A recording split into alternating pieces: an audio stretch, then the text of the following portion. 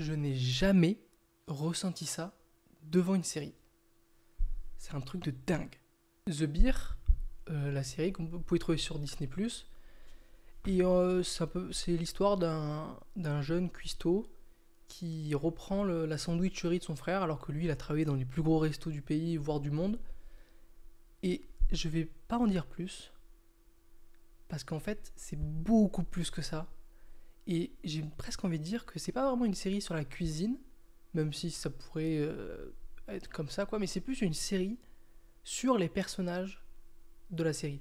Je sais pas si vous voyez ce que je veux dire, mais c'est vraiment beaucoup plus une série qui va approfondir les personnages, qui va les développer. On va plus s'intéresser aux personnages qu'à la cuisine. Et la cuisine, c'est plus une excuse de ils font quelque chose de leur vie, quoi. Mais ça a quand même une grosse importance, la cuisine, évidemment. C'est un peu le truc au milieu. Mais c'est pas. Si vous n'êtes pas fan de la cuisine ou des trucs comme ça, si vous n'y connaissiez rien en termes de cuisine, ça c'est. Mais c'est pas grave parce que c'est pas du tout ça le plus important. Et même, vous allez apprendre des choses sur la cuisine comme ça, là, en speed, entre deux développements de perso. Donc ça peut être cool.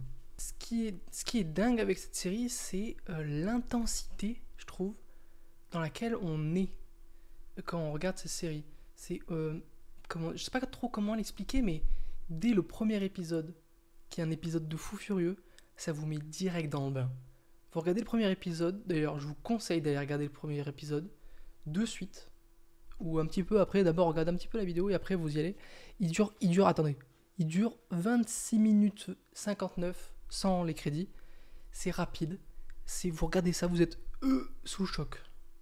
Donc foncez-y.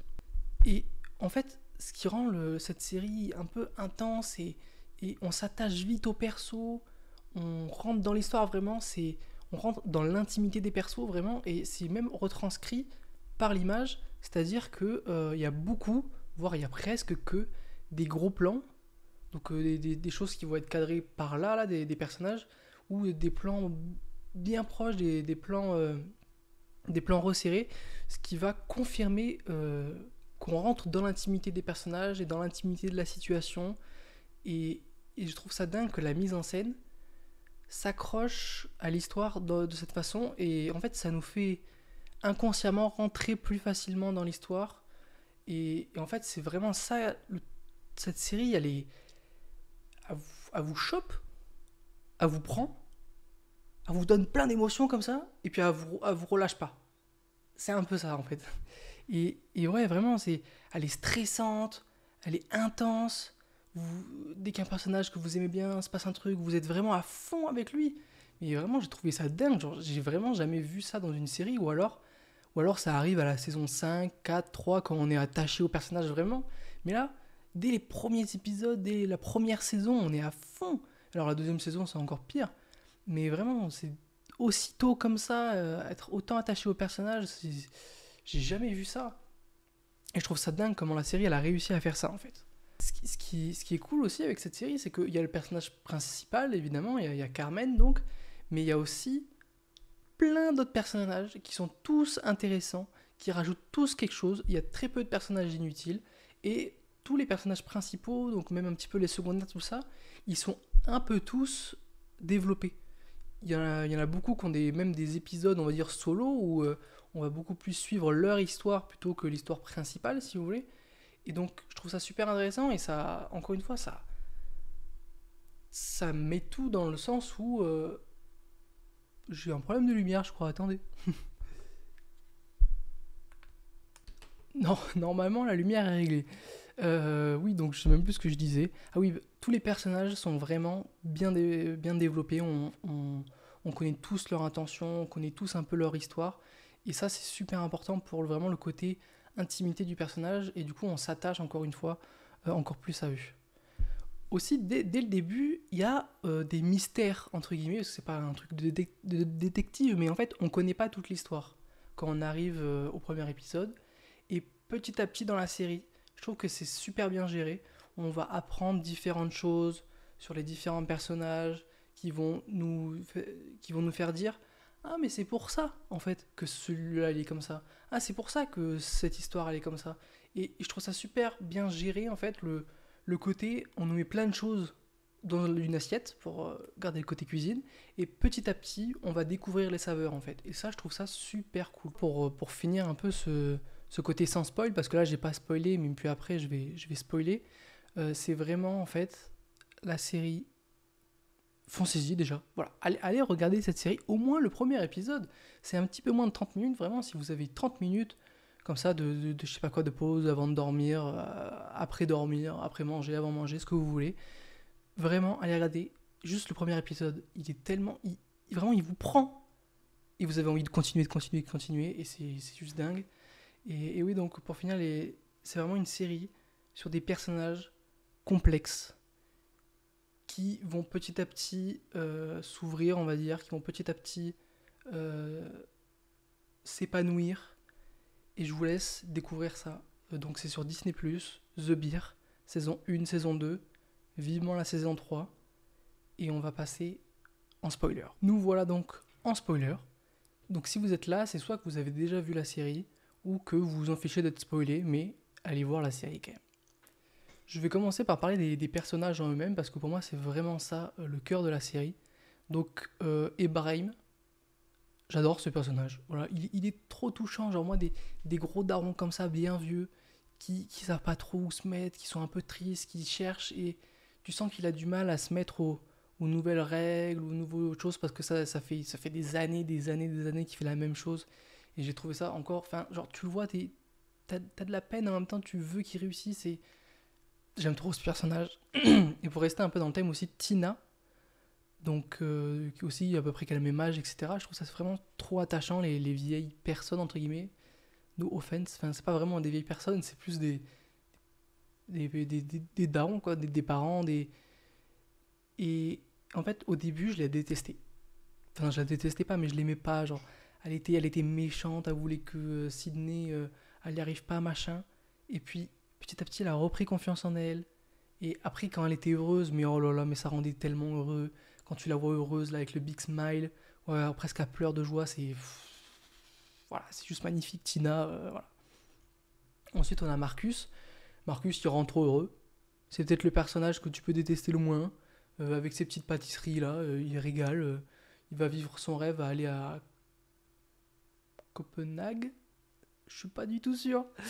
Bref, à l'endroit où il y a des pâtisseries, enfin, c'est... Juste, ce mec est trop fort. Genre, je suis sûr que ces donuts, c'était trop bon. Enfin, j'ai... Juste Marcus, quoi, il est trop cool. Richard. Richard, c'est peut-être le perso le plus complexe. Et son développement est trop cool. Au début, tu l'aimes bien parce qu'il est cool. Après, tu l'aimes pas trop parce qu'il fait des trucs un peu bizarres en scred. Après, tu le comprends. Après, même lui, il sait plus trop où se mettre. Tu sens que avec sa fille, tout ça, il veut faire les choses bien, mais il fait les choses mal. Non, j'aime trop ce personnage. Et puis à la fin, il est épanoui là quand il va faire sa semaine de stage. Là, au début, il est perdu, il a des fourchettes, il en peut plus. Puis après, il commence à comprendre ce qu'il veut. Et puis, il sert des gens, il a le big smile. Il est trop heureux. Après, il met son costard, il est beau gosse. Non, ce personnage aussi, il est trop cool. Sydney, pour le coup,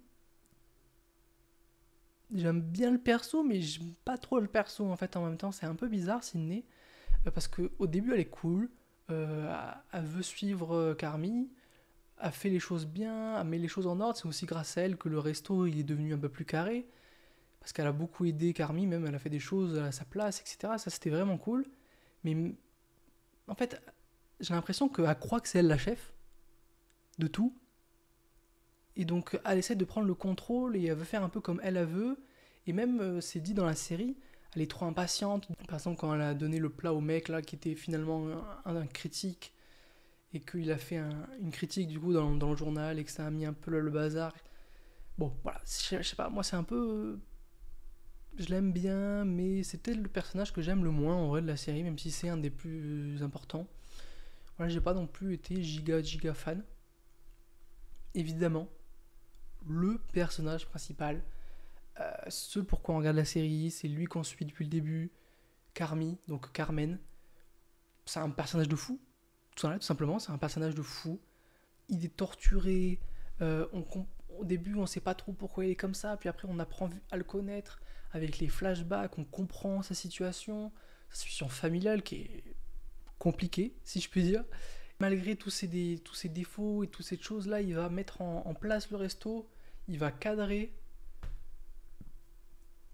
et il va porter un peu tout le monde sur ses épaules, mais en laissant les autres aussi faire ce qu'ils veulent, ou même si on parle que de la série en elle-même, c'est le personnage principal, mais il prend pas tant de place que ça, et il laisse beaucoup la place aux autres. Et je trouve ça vraiment cool que par exemple il y ait des épisodes comme ça là qui sont que sur Marcus, que sur Sydney, etc. Et que lui il est laissé un peu derrière, mais il est toujours là. Je sais pas comment bien expliquer, mais c'est vraiment ça, c'est le personnage principal, on le suit lui, et en même temps, on suit les autres bien. Et du coup ça développe un peu tout le monde, et je trouve ça vraiment cool. Il est aussi comme ça lui dans la série en fait, il aide beaucoup les autres, et même parfois à s'oublier. Et le meilleur exemple c'est à la fin, où tout le monde est heureux. Voilà, tout le monde est heureux, je veux dire, le resto il marche, c'était bon. Bon, c'était compliqué, mais par exemple, Sydney, son père, il a le big smile, bah, euh, du coup, elle a le big smile. Marcus, il est content, machin, ils sont tous contents. Tout le monde a réussi, tout le monde est épanoui, et lui, il est bloqué dans le frigo comme un con, tout simplement. Et il va crier, il va machin, et en fait, il a aidé tout le monde, à la fin, à devenir ceux qu'il voulait être, sauf lui. Et ça, je trouve ça tellement pas dommage, parce que c'est trop bien en soi, parce que c'est t'es frustré presque à la fin, t'es en mode mais non, mais sois heureux mec, juste sois heureux, mais il peut pas parce que enfin il a trop de choses dans son crâne qui fait qu'il peut pas être heureux quoi. Donc ça me j'aime trop ce personnage. Par rapport à Carmen aussi, et pour parler d'un autre personnage, c'est Claire. Quand je l'ai vu, en fait quand je l'ai vu au magasin et que j'ai vu qu'il y a une fille qui est arrivée, je me suis dit oh non.